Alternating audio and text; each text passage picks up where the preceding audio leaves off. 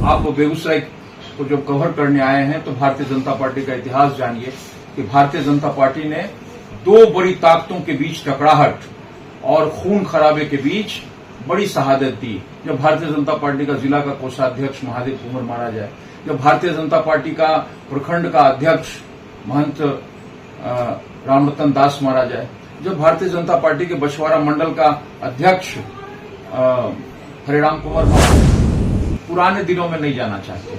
पुराना दिन था, शिक्षा नहीं थी, स्कूल बदहाल था, हॉस्पिटल बदहाल था, शाम को निकलना मुश्किल था, अपहरण उद्योग था, गंगाजल फिल्म के रूप में प्रकाश झा का आपने देखा, वो सही बानगी थी, सत्ता के केंद्र में बैठे हुए लोग और उनके गुर्गे एक साथ सत्ता संपोषित अपराध को सरकार के नेतृत्व तय करेगा कि क्या वैसे लोग चाहिए जो लोग एकाएक पैरासूट की तरह आ जाते हैं और चुनाव में आपके प्रतिनिधि के रूप में खड़ा हो जाते हैं और आपको बाध्यता हो जाती है कि आपको एनडीए को वोट देना है और आपको उन्हीं को चुनना है, या वैसे लोगों को चुना जाए जिनका जन सरोकार हो, जो जनता के बीच रहते हो, जनता के संघर्षों को। 1 2 3 स्टार्ट। जय हिंद साथियों, मैं बिलाल राजपूत, आप देख रहे हैं सच्ची खबर टीवी। दोस्तों, सच्ची खबर टीवी लगातार बिहार के ग्राउंड जीरो पर मौजूद है, जानने की कोशिश कर रहा है कि आखिर इस बार बिहार में क्या वाकई बदलाव आएगा।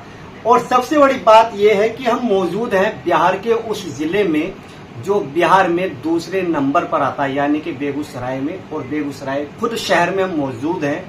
तो हमारे साथ देखिए, हमने यहाँ पर मौजूद लोगों से, जो जमीनी लोग हैं, कहा जाता है कि यही जनता तय करती है कि किसको सीएम बनाना, किसको पीएम बनाना और किसको विधायक बनाना। तो बात जब आती है तो इन लोगों की राय लेनी बहुत जरूरी हो जाती है। ऐसे में जो आम नागरिक हैं उनसे भी जानते हैं और बीजेपी के, जो मौजूदा सरकार बीजेपी की, तो बीजेपी के आला अधिकारी और वरिष्ठ नेता, उनसे भी जानना बेहद जरूरी हो जाता है, क्योंकि सच यही लोग बोलते हैं और सच यही बताते भी हैं। ऐसे में हमारे साथ एक वरिष्ठ नेता मौजूद हैं जिनका नाम अमरिंदर कुमार अमर जी है।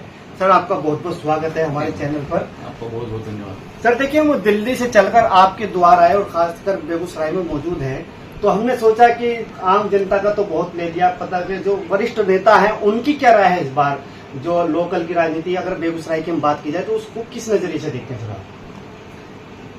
देखिए, बेगूसराय की राजनीति हमेशा से स्वतंत्रता आंदोलन से लेकर आज तक ये दिनकर की धरती, साहित्यिक धरती, ये सांस्कृतिक धरती और ये संघर्ष की धरती रही। एक समय तो यहाँ पर लेफ्ट की बड़ी ताकत हुआ करती थी और यही कारण है कि यहाँ का बीहट और बेगूसराय को मास्को कहा जाता था। लेफ्ट की ताकत घटी, कांग्रेस और लेफ्ट दो बड़ी ताकतें थी और उन ताकतों के बीच बड़ी टकराहट होती थी, जिसमें बेगूसराय लहूलुहान हुआ।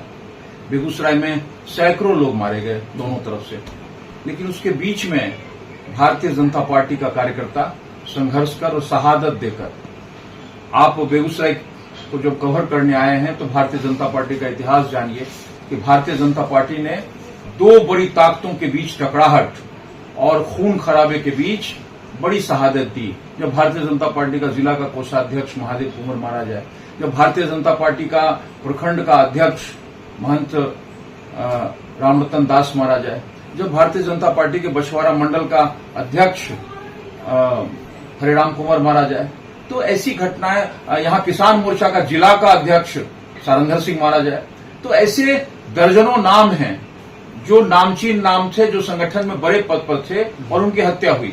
और उसके बाद भारतीय जनता पार्टी यह ताकत के रूप में आई और भारतीय जनता पार्टी ने लगातार लोकसभा के चुनाव में 2014 में, और 2014 ही क्यों कहें, उसके पहले लगातार यहां पर से जब हम गठबंधन में थे तो रामजीवन सिंह जीते और उसके बाद फिर मुनाजिर हसन जीते, उसके बाद फिर भारतीय जनता पार्टी लगातार 14 का भोला सिंह जीते, 19 में कन्हैया यहां चुनाव लड़ने आए और बड़ा हंगामा खड़ा हुआ, लेकिन उसके बावजूद यहां पर गिरिराज सिंह बड़े मार्जिन से जीते और फिर 24 का चुनाव भी गिरिराज सिंह जीते। तो ये माना जाएगा कि भारतीय जनता पार्टी की एक बड़ी ताकत की भूमि, भारतीय जनता पार्टी का महत्वपूर्ण भूमि बेगूसराय है। भारतीय जनता पार्टी के यहां पर 2 विधायक भी जीते हुए हैं, बेगूसराय सदर से और बछवाड़ा से, लेकिन 7 कंस्टिट्यूंसी में 3 कंस्टिट्यूएंसी एनडीए के पास है और 4 कंस्टिट्यूएंसी महागठबंधन के पास में है। तो बेगूसराय एक सजग इंडस्ट्रियल एरिया है। रेवेन्यू में पटना के बाद दूसरा रेवेन्यू बेगूसराय ही देता है। ये स्टैटिस्टिक्स का विषय है। हमें लगता है कि जो परिस्थितियां हैं बिहार की, उन परिस्थितियों में कभी भी लोग पुराने दिनों में नहीं जाना चाहते। पुराना दिन था, शिक्षा नहीं थी, स्कूल बदहाल था, हॉस्पिटल बदहाल था, शाम को निकलना मुश्किल था, अपहरण उद्योग था, गंगाजल फिल्म के रूप में प्रकाश झा का आपने देखा, वो सही वानगी थी। सत्ता के केंद्र में बैठे हुए लोग और उनके गुर्गे एक साथ सत्ता संपोषित अपराध को संचालित कर रहे थे। तो हमें लगता है कि जो एनडीए के कालखंड में और जो डबल इंजन की सरकार है, मोदी जी की सरकार वहां पर, नीतीश जी की सरकार यहां पर, तो लोग उस दौर में नहीं जाना चाहेंगे। हाँ, एक बात सही है कि लोग प्रतिनिधियों के बारे में अपनी अपनी राय अलग अलग रख रहे हैं और स्वाभाविक है, जो उनकी अपेक्षा के अनुरूप खड़े हुए हैं उनके प्रति अच्छी राय है, जो उनकी अपेक्षा के अनुरूप नहीं हुए हैं उनके विरुद्ध राय है। तो इन रायों को संकलित करके और एनडीए के जो नेता हैं, जो वहां सीट बनेगी, उसके आधार पर वो काम करेंगे। हमें लगता है कि फिर एनडीए सत्ता में आएगी। सर देखिए, आपकी बात है क्योंकि आप बीजेपी के वरिष्ठ नेता हैं, पर यहाँ हम गए जनता के बीच में, हमने उनसे जाना तो कुछ जो मौजूदा विधायक हैं, जो बेगूसराय से मौजूदा विधायक है, तो उन लोगों ने जो विधायक जी को लेकर कहा कि विधायक जी तो यहाँ रहते ही नहीं है। ये हमारे आरोप नहीं है, आपके नहीं है, जनता का आरोप है, बेगूसराय की जनता का आरोप है। वो हमें मिलते ही नहीं है। अगर हम उनके दर पे जाते हैं तो कह दिया जाता है नहीं। यहाँ तक कि ये भी कहा जाता है कि कास्ट क्या है आपकी, जनता कह रही है, हम चलाएंगे, उसको दिखाया भी है। इसको लेकर आप क्या कहते हैं? क्योंकि आप वरिष्ठ नेता हैं और आप पूर्व प्रत्याशी भी हैं। आप खड़े हुए, आपने सोचा होगा कि जनता का भला करूंगा, जीतूंगा तो ये काम करूंगा। क्या वो विधायक ये ऐसे तरह का काम नहीं कर पा रहे हैं? देखिए, राजनीतिक परिस्थितियां बदली है जी, और जनता की अपेक्षाएं बढ़ी है। जी, स्वाभाविक रूप से जनता अपने प्रतिनिधि को अपने बीच देखना चाहता है। जी, सुख में भी देखना चाहता है, दुख में भी देखना चाहता जी। है, आपातकाल की स्थितियों में भी देखना चाहता है। बिल्कुल। ऐसी परिस्थितियों में जब उसका प्रतिनिधि नहीं दिखता है तो निश्चित रूप से ऐसे प्रश्न खड़े होते हैं। जी, और जब आपने लोगों के बीच में राय ली है तो उन जनता ही जनार्दन है, जी। उनकी राय से विरुद्ध मैं कुछ नहीं कहूंगा। लेकिन इतना मैं सही कहूंगा कि आज के दिन में कोई यदि विधायक बनना चाहता है, जनता का प्रतिनिधि बनना चाहता है, तो दिन रात जनता के सुख दुख में खड़ा रहना, उनके संघर्षों के साथ खड़ा रहना, उनकी समस्याओं के साथ खड़ा रहना और उनकी बातों को मुखर रूप से पटना और दिल्ली में रखना, यही जनप्रतिनिधि है। और जो लोग ये काम नहीं कर पाते हैं, जो लोग इन मापदंडों पर उतर नहीं पाते हैं, हमें लगता है कि उनको छोड़ देना चाहिए। और जो लोग सजग रूप से इस काम को करते हैं, पार्टी को भी उन्हीं लोगों को मौका देना चाहिए।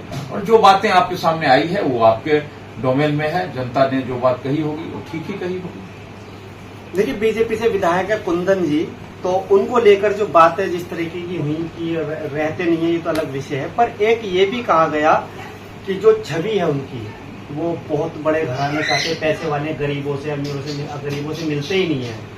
तो क्या वाकई सच है कि वो कास्ट पूछी जाती है उनके दर पर, अगर कोई जाता है गरीबों से मिलते ही नहीं है? क्योंकि आप उनके साथ में हैं, आप बीजेपी के वरिष्ठ नेता हैं, आपकी सियासत उनसे ज्यादा पुरानी है अगर देखा जाए तो। क्या कहेंगे? देखिए, भारतीय जनता पार्टी में हम तो किसी की जात पूछते नहीं जी, हम तो संघ के स्वयंसेवक हैं, विद्यार्थी परिषद से आए हैं जी, और हमने तो सबके आगे में जी लगा दिया है। जी, तो जी लगाने से सब एक भाव, एक जैसा दिखता है। जी, अब किन परिस्थितियों में कौन से लोग थे जो उनके यहाँ पूछ रहे थे कास्ट, ये अच्छा नहीं है।